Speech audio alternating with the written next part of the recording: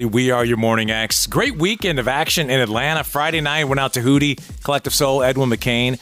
Sold out, incredible crowd up in Alpharetta. Yeah, I saw you posting some great clips on Insta stories. They sounded so good. Collective Soul was tight as ever. This is like one of the last few dates on the tour, and Darius Rucker's voice is flipping insane. I know. Darius sounds better than ever, and I love hearing him do the Hootie songs. It's unbelievable. I know. I love that guy. How much nostalgia was just blowing through your veins at that show. But then even the covers that they do and that they've done over the years, his voice just cuts through everything. Even when he brought Edwin out and they did Solitude, his voice... Oh, I bet that was great. ...is just one of those... You hear it and you're like, man, that guy could just read me a menu at a restaurant and it would be fantastic. So it was great to see everybody Friday night up in Alpharetta. Let's get some Sleaze presented by McDonald's. Best part about working at McDonald's is the people. Well, let's just keep the music rolling, Barnes. Too bad we weren't at this show. Liam Gallagher?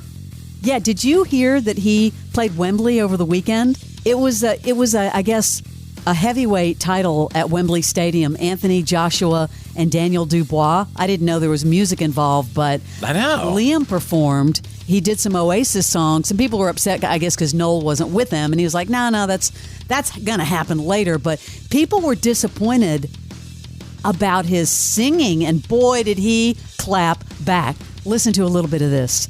I mean, I've seen Oasis before, and that's pretty much what it sounded like. I don't see where the complaints are coming from, but he has been super active on X. And boy, is he funny. Here's his response to all the blank blanks. I can't even say what he's saying.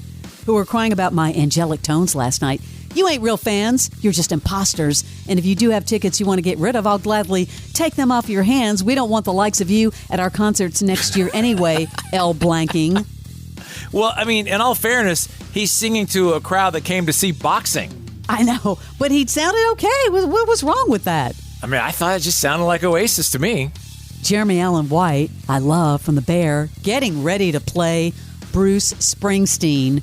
He was just asked about, how are you prepping for this? It's going really well, yeah. We've been working really hard for 3-4 months, and yeah, everybody, I've got a really beautiful team in place that's been helping, and Bruce is so wonderful and supportive, so I feel lucky. I think it's going to be good. So is he going to have a really short haircut? Yeah, I mean, if you look at him, I mean, he doesn't look exactly like Bruce, but there's some resemblance there a little bit, but he's learning how to sing like Bruce. Because his hair is kind of a signature thing on The Bear, right? I mean, if you saw him with short hair, it'd be very different. Dumois is out. That's our fan gossip site. Our buddy, yeah. Revealing another Dave Grohl story. And this is about a 10-year relationship with someone. The woman's identity was kept secret, except that she's a jewelry designer. And apparently they were together so long, are you ready for this? They even went to therapy together. What? This was pre-marriage? No.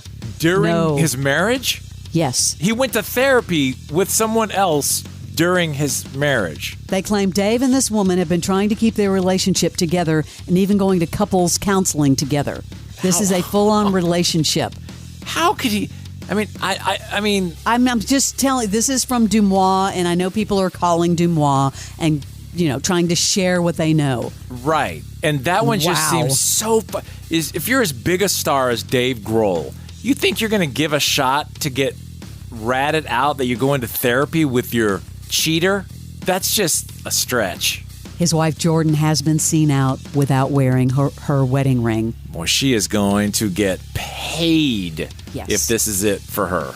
Dave Navarro hinting that Jane's addiction are over. Quote, I am gutted that things ended this way. I mean, what a way to end. What is happening to our little corral of artists? I do have one piece of good music news. I know. Good. All right. Jelly Roll was at a concert in Lafayette, Louisiana, and there was a little newlywed in the couple, Aiden and Claire Sanders. They were sharing their wedding pictures on their phones, and then I guess one was shown on the big screen, and Jelly decided he wanted to give them $10,000 so that they could go have a proper honeymoon. What a nice wedding gift. Dude's to the point now where he's just handing out $10,000. You know things are good when you get there. I guess it's like nothing to him, right? Good job. Kind of made me feel good, Barnes. Tom Selleck appeared on Where Everybody Knows Your Name. We know about that podcast with, Ted Danson. And Ted Danson told this story about how his first appearance on the first season of Magnum P.I. cost him a big movie role. Here's my memory of it. And this sounds like I'm making this up. I think I didn't get cast in this particular film I'm going to mention because I just wasn't good enough or whatever. But Spielberg was casting Poltergeist. We had a meeting, and he was very interested in me.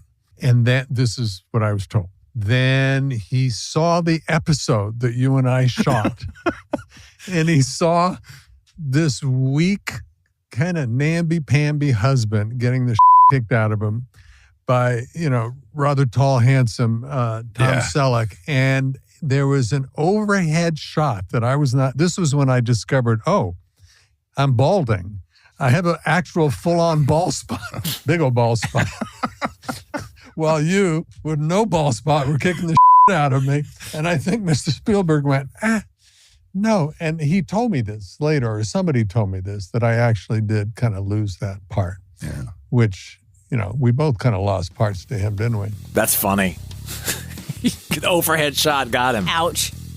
Wow, some resurfaced shows are coming to light on this whole Diddy explosive story. This is from 2018. An ex-porn star tells cops in 2018 he's Diddy's alleged sex slave.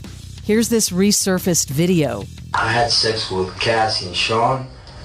Basically, he would tell me what to do with Cassie. I had like 15 encounters, and I heard a lot of business. Because what they would do is Sean talks a lot on the phone and on the TV with speakers and stuff, and I was like a sex slave.